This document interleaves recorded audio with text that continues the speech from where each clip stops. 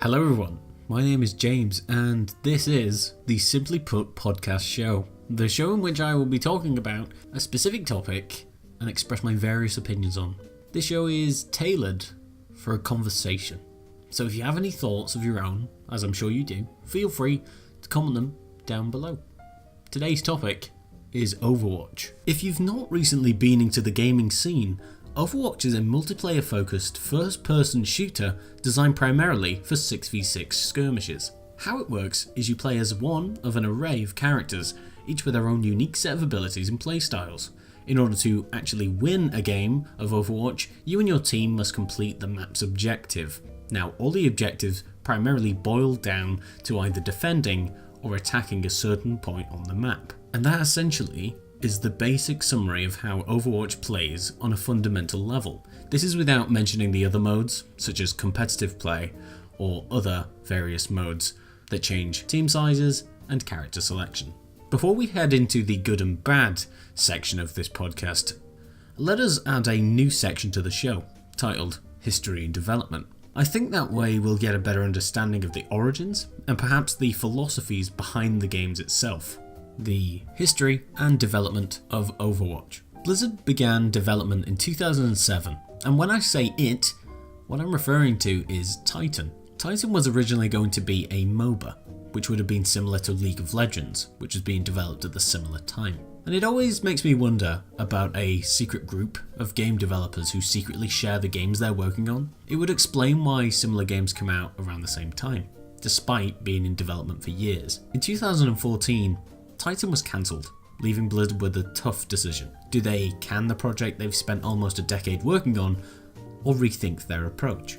They did the second, and in doing so cut off half their development team, no doubt to try and cut costs wherever they could. Since 2007, Overwatch's development team played a lot of FPSs, most likely Call of Duty, and doing this inspired them enough to design their own version, a Blizzard's version. They thought instead of focusing on the product and the profit margins, instead, they should focus on the fun and how the game is actually played. This was the moment they set to work on combining the team-based skills needed from a Team Fortress style of game and the strategy needed in a MOBA. The final philosophy they wanted to put into Overwatch was the reminder of unrealism. They were not trying to create the next military shooter, but in actual fact a colourful and fun, in quotations, shooter. Then, 2 years later, on May 24th, 2016, Overwatch was released worldwide. Okay, so now that we have a better understanding of what Overwatch is, let us now go into the next section of the show, which is freeform, a little bit freeform. As always, let's start with the good things in Overwatch. The characters. How can anyone who talks about Overwatch not mention the characters? Everyone has a favourite, everyone has someone they hate. They really make the game shine. Without them, the game would just be a bunch of colourful maps, which reminds me kind of the trope, now that I think about it, where you either put an insane person in an ordinary world, or an ordinary person in an insane world. So perhaps the characters gone could actually make a good game. But let's face it, a world without Bastion is not a world worth living, in my opinion. The characters all feel different, from the way they move, to the way they shoot. They all feel really organic. And it's odd really, because this may just be me, but whenever I play as Bastion or Roadhog or anybody else, I feel like I am them. And I'm curious as to whether there is any science behind it. As there aren't any blank canvas characters there, there's no person you can just project onto, and they all certainly have very big personalities of their own, but you still feel like you are that person. Perhaps it's due to the nature of more people referring to you as the characters themselves in-game. So instead of XXX snipers is destroying us, you would most likely hear McCree is destroying us. Things like that. Could be a coincidence, but it's an interesting thought. And this is all not mentioning the animated shorts that Blizzard releases, which really give you that insight on the overall plot and the characters' motivations and how they're feeling. So yes, there is no surprise that Overwatch's characters go into the good section. Agency.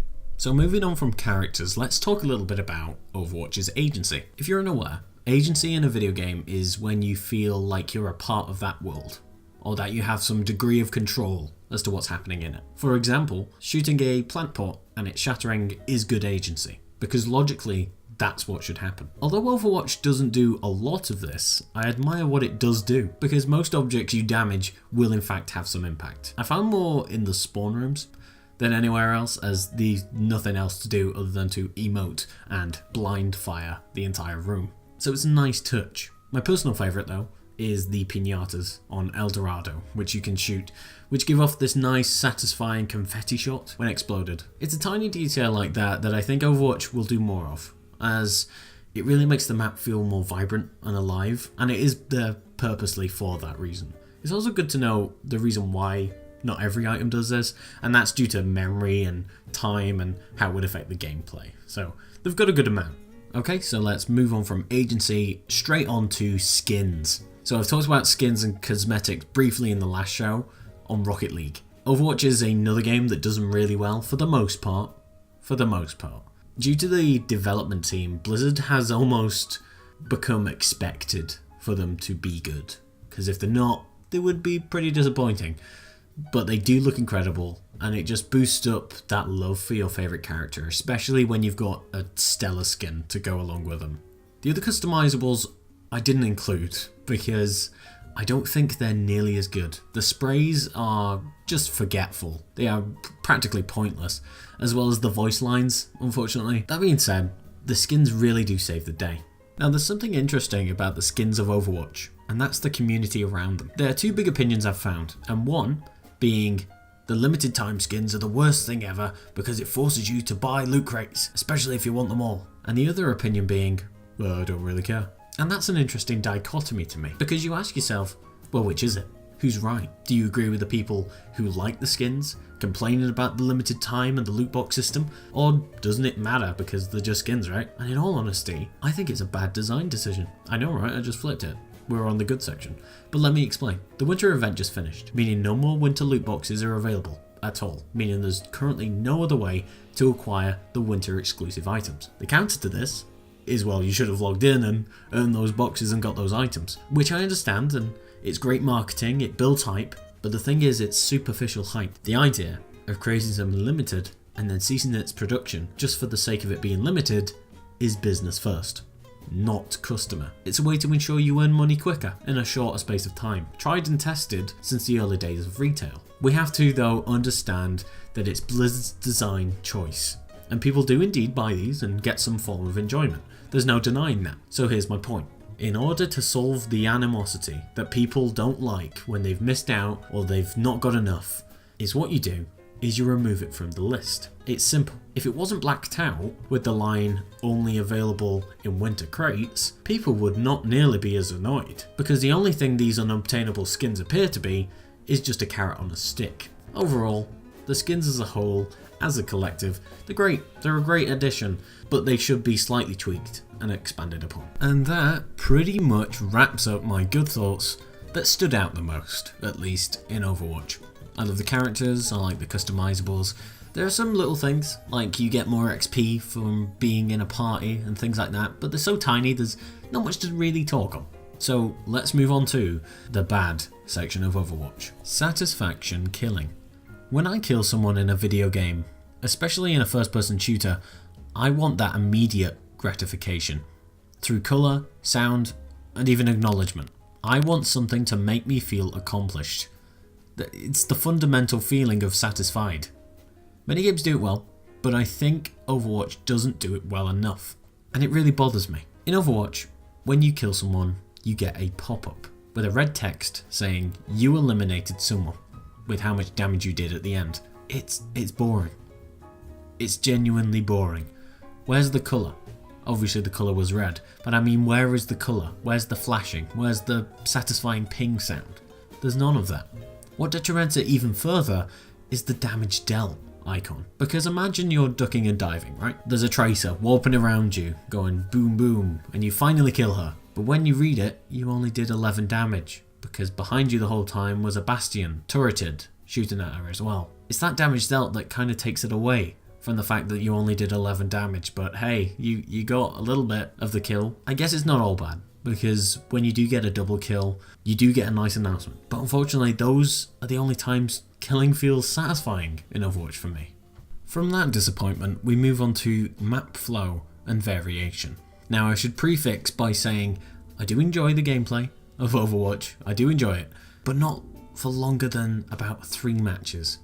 After 3 games, I often ask myself, why am I bored? Why am I even playing this? And I think I've come up with a few good reasons. Reason number 1, in every map, there is a defense and there's an attack. There's always a payload to score and there's always a place to hold down. My point here being, after playing for some time, it feels repetitive. The lack of game modes does the game zero justice, and although you could argue there's arcade mode, it doesn't change enough. In arcade mode, it's mostly team size differentiations or respawn times. Nothing that really changes how you play or think or strategize. It definitely needs more modes. Reason number 2, being that due to the nature of there always being a payload or defense point, the maps don't play that differently either. Sure, there's a turn here or there that wasn't in another map, but it's only slight differences. A staircase here, there, and I've thought about why the maps feel like they blend, and it all links back up with point 1, being that the game modes.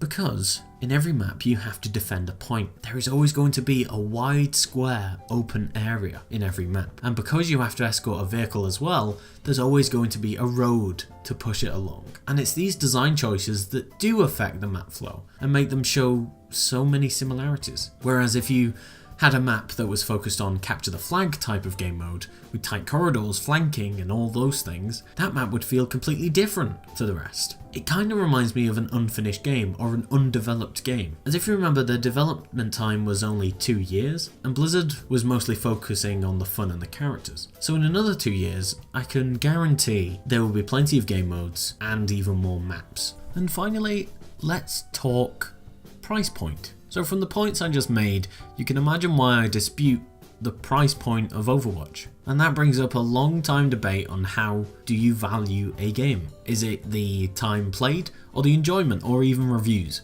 I think right now in the gaming industry, it's time played. You hear more things like, it has a 8-hour campaign, or there's 100 hours of things to do. Things like that. It's taglines like that nowadays sell a game. Designers, mostly AAA, try to market on this fact. I think that's the reason why there's been a big rise of open world games and multiplayer games lately. Things that can be upscaled whilst keeping costs down and time spent making the game relatively short. Furthers on to why sometimes there's a lot of filler in open world games and those grinds in multiplayers to hit that final max level. I think what Overwatch gives as a £55 game is not worth the price.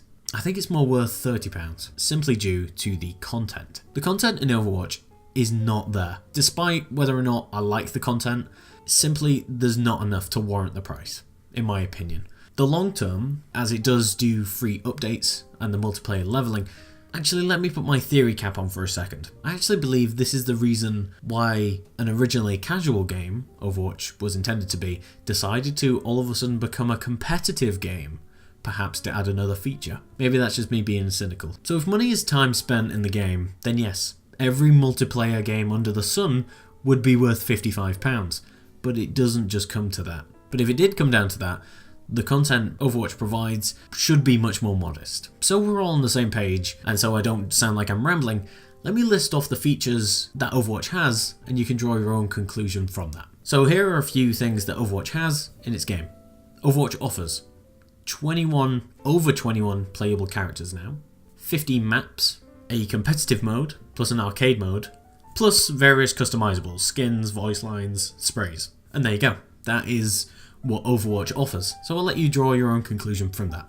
And so, with all the good and the bad out of the way, let's now go on to the trivia section, my personal favourite section. And these are my favourite secrets in Overwatch. I like how many places in different maps the computers have Hearthstone on them. I think that's very cute. I also like that there is a Diablo pinata on El Dorado. That's also cute. In the Temple of Anubis, there are horde symbols in the hieroglyphics, and you start to see a pattern here where Overwatch and Blizzard games in general like to reference themselves, which I think is an interesting thing. So it reminds me of how Borderlands does their references, where they reference other games, whereas Blizzard references their own games, and for some reason, it just feels a lot more charming. There's just something about it. I can't quite pinpoint it. But anyway, let's move on. If you're playing versus with the AI and the other team has multiple Soldier 76s, their names will be Soldier 77, Soldier 78, and so on. And I like that. I think that's awesome. I think that's a really nice touch. And finally, in Watchpoint Gibraltar, various developer names can be seen on the lockers. And that's great. That's charming. Fantastic. And there's so much more trivia on Overwatch that I couldn't even... If I listed it, I would be here forever. So you should definitely read it. It is in the description, the link to the secrets and Easter eggs page on the wiki. And there's tons of references to other video games and stuff like that, which are a lot of fun. So that is it. The show's over. We've talked about Overwatch for some time now, and it's been fun. I've had a lot of fun. So thank you so much if you've made it this far, and you've heard me ramble on into your ear for however God knows how long. I've had fun. I hope you did too. Always call to action time, so please leave your thoughts in the comments, and if you agreed or disagreed. After all, this is YouTube. This is interactive media, as they say. So also like, subscribe for more, and have a great day. Just have a great day. My name is James, and this has been the Simply Put Podcast Show.